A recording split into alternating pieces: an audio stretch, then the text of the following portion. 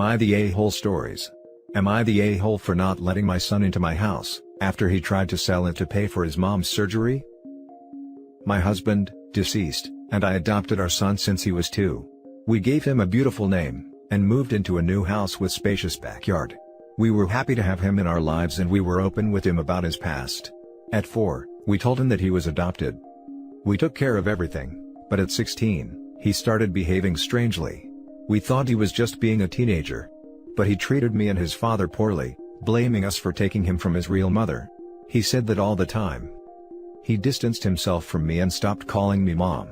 That broke my heart, although it's been years. He also changed his name, saying he wanted to have a say, and that I had no right to give him his old name, just because he was adopted. He'd argue with us for no reason, telling us we had no business in knowing anything about him, because he isn't our son. I had no idea why he acted like that. We were always there for him. We paid for his college, and he left at 19 saying he wanted to go to his real family, and cut contact.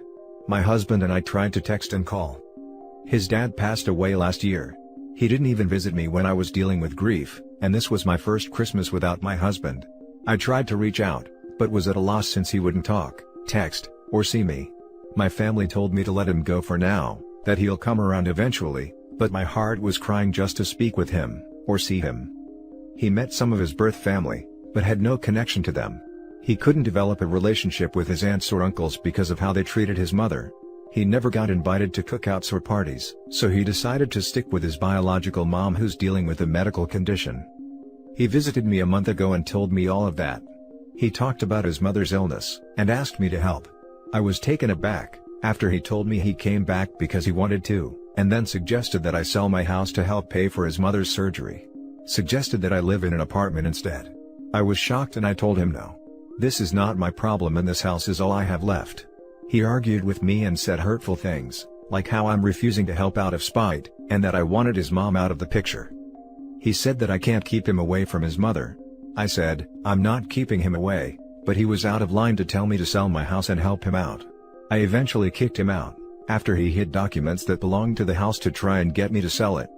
I haven't heard from him. Until last week, my family contacted me saying my son wants to see me, but I refused to let him into my house. I argued with my family when they berated me for treating him like that. I explained what happened, and they said that I should consider helping him if I want a relationship with him, since he came back. I refused to help, especially after how he acted. But he's now talking to my family, making it seem it was my fault. Now for the top comments. Not the a-hole. If your family feels so bad for him and his mom, they can sell their homes and help her. How do we know the son's story is even real? Maybe the story about his mom is all BS. Clearly not the a-hole. This part bothers me. I eventually kicked him out, after he hid documents that belonged to the house to try and get me to sell it. Where is the deed to your property?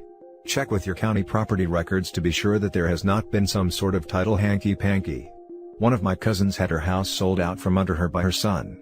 Talk to a lawyer about this ASAP. They said that I should consider helping him if I want a relationship with him since he came back. They can help him if they feel that close to someone who abandoned the parents who raised him. Yes.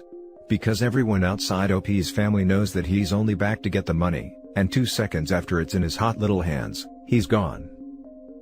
Not the a-hole. He changed his name and swore you off. Now he demands you to help him after all the ungratefulness? Please do be careful. Desperate people can do some crazy things. I'm not trying to keep him from his mother and I don't know why he keeps saying that, but I told him I'm not responsible for this problem, so he can't expect me to sell my house and help him out. He spent time with his biological family, he saw how they treated him, so I know they won't help, but that's not my problem. What he did hurt me a lot. I can't even be open and talk to him about how I feel. He's changed and I can see it. Now for the next story. Am I the a-hole for reporting my therapist after she disclosed information to my stepmom? I, 20 female, lost my mom in 2018 in a car accident. It was sudden, it was devastating, and I had no one to turn to for support. My dad married my stepmom a year later and I currently live with him preparing for medical school. I have to say, I'm not that excited to start, because I have a lot of unresolved grief and needed to talk. My stepmom has been trying to insert herself as a replacement for my mom, and it's very obvious. She's controlling and gets involved in every single aspect of my life. It makes me uncomfortable. I told my dad that I'll be seeing a therapist, and my stepmom said she'd take care of it. I have been in therapy for 2 months now. However, lately, I noticed my stepmom wanting to talk to me about things that I regularly bring up in therapy to my therapist. She'd bluntly ask questions about things I said in therapy. She at some point offered me money to talk to her. I stopped talking to her. But she started bringing up my mom during dinner. It's not easy to talk about my mom because it's very stressful and causes me to get emotional. When I asked how she knew, she admitted that the therapist told her. I was shocked. She went on about why I shouldn't hate her and respect her more and get rid of the negativity, and just accept and try to adapt to this new normal.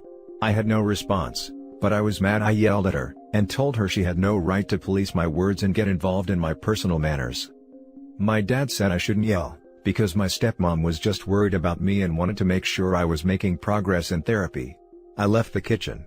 I decided to stop seeing my therapist, and the next day, I told her about what my stepmom said, and told her that I'll be reporting her for breaking confidentiality. My stepmom threw a fit and my dad told me to back down, and that I was free to stop going, but not cause issues and mess with people's careers and act out like that. I refused to listen to him and he's still telling me to stop it. He ignores how upset I am. Now for the top comments. Not the a-hole. Report her and get as far away from these people as you can. You should be able to talk to your therapist without worrying. Find one who doesn't know her at all. I'm so sorry. Exactly, not the a-hole. You need to report her in case she is doing this to other people. She broke conduct and confidentiality. If she didn't want to get in trouble, she shouldn't have blabbed to your step-monster in the first place. I would pretty much guarantee she is doing this to other people. Confidentiality is one of the most important cornerstones of therapy. To have that broken in this way, could be severely damaging. Obviously not the a-hole. Also, just report her without telling your dad and stepmom. It's not their business. At this point, I'm pretty sure the therapist will tell them. Not the a-hole. I studied psychology for 6 years, including 3 years looking at psychological therapies. They drill into us the importance of privacy and confidentiality. By breaking confidentiality, she put her own career on the line, and to be frank, you owe it yourself and her other patients to report her for that. She knows the rights and wrongs of being a therapist, and she made the wrong choice and should suffer the consequences. Otherwise, she'll continue to do this and get away with it. Your stepmom was way out of line and should have kept her nose out. If she wants your trust, she's doing a really rubbish job of earning that. If she wants a healthy relationship with you, she needs to go about it in an ethical way, and she also needs to understand that these things can't be forced. Your dad is also in the wrong for not seeing just how messed up your therapist and stepmom acted in this situation, and he's really let you down for that. The next story is titled, Am I the a-hole for not allowing my sister to move in with me? So I, 28 mil, am a pro athlete. For privacy reasons, I don't want to say which sport or which team, but I am decently successful, and own my own home. My current house is my dream house. It has a single floor, so it's not too big, but it has 3 rooms and a living and dining room. I have one room as my bedroom, I had the second room converted into a home gym, and I use the third room as a super good gaming room. Each of my specialized rooms are perfect for their purposes. My game room has a PC with a great monitor, a PS4, waiting on the PS5 upgrade, with a high-quality TV. My gym has great equipment and is perfect for the off-season. I also have a decent-sized yard, and 2 dogs with plans for a third. I have a decent-sized friend group whom I invite over frequently, and often have sleepovers with.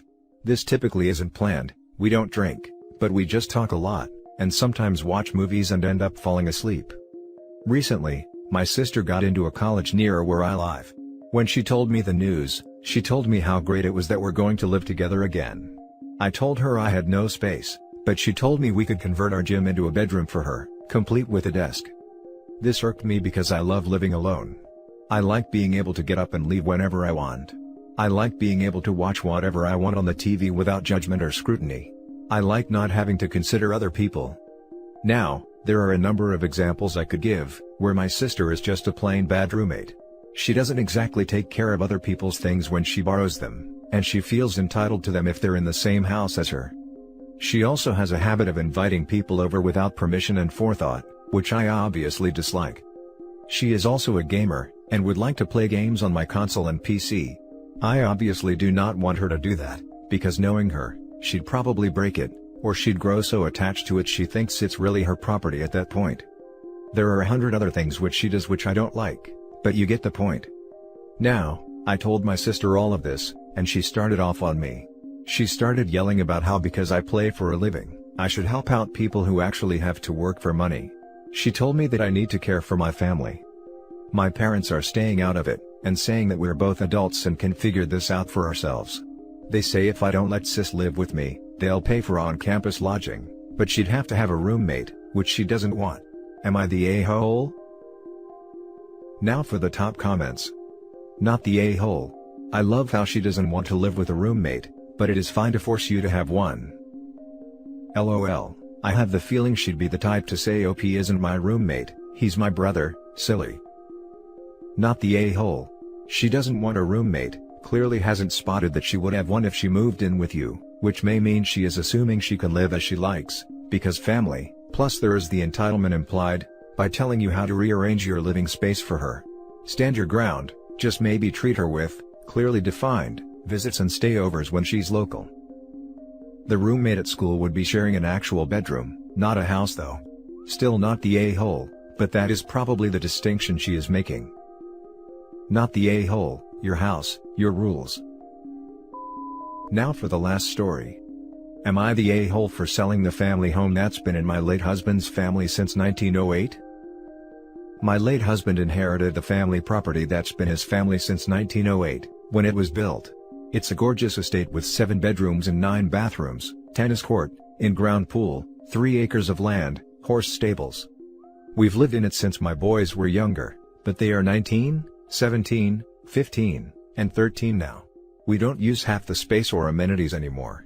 I spend more on upkeep for things we don't use than I do for upkeep on the things we do use. Anyway, when my husband inherited the house, the rest of the family hated us. They accused us of convincing his mom to change the will, but in reality, she changed the will because none of the other kids gave a damn about her.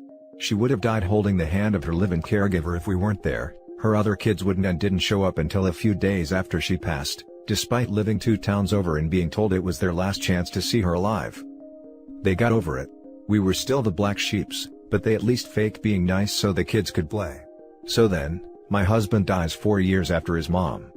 After he died, his family cut contact with me and my boys completely. They refused to see my sons if I was going to be around. I don't know why. They blamed me for not letting them see the boys, because I wouldn't leave my own house to let them come over, or drop them off without speaking to someone first. Cut to now, my boys are starting to leave the nest. This house is huge, my joints hurt too much to walk to the other side sometimes. There will be times where a room goes untouched for months at a time. Living in this house was an honor and a blessing, but we truly don't need it anymore. So, like most people who downsize in their later years, I'm looking to sell it. I reached out to let my husband's family know, so they can visit one more time and get any furniture, antiques, or belongings that they didn't get when mother-in-law passed. Boy are they pissed. I also told them they could get the first dibs on buying it before we put it on the market. They were completely insulted, that I would expect them to buy the house. A family friend, childhood friend of my husband's, so he's friendly to all sides, said I'm not wrong for selling, but it ain't right to make them buy their mother's house. I get that, but I feel like this is my son's house, not the family house or my house anymore. The money I make off of the sale will go toward a fund for them to use to buy their own houses one day. Not the a-hole. The house is yours. You are being exceedingly generous in your offer to let them have sentimental items out of it, and offering to let them buy it before selling it elsewhere. Based on their behavior in the past, you owe them nothing. Seriously.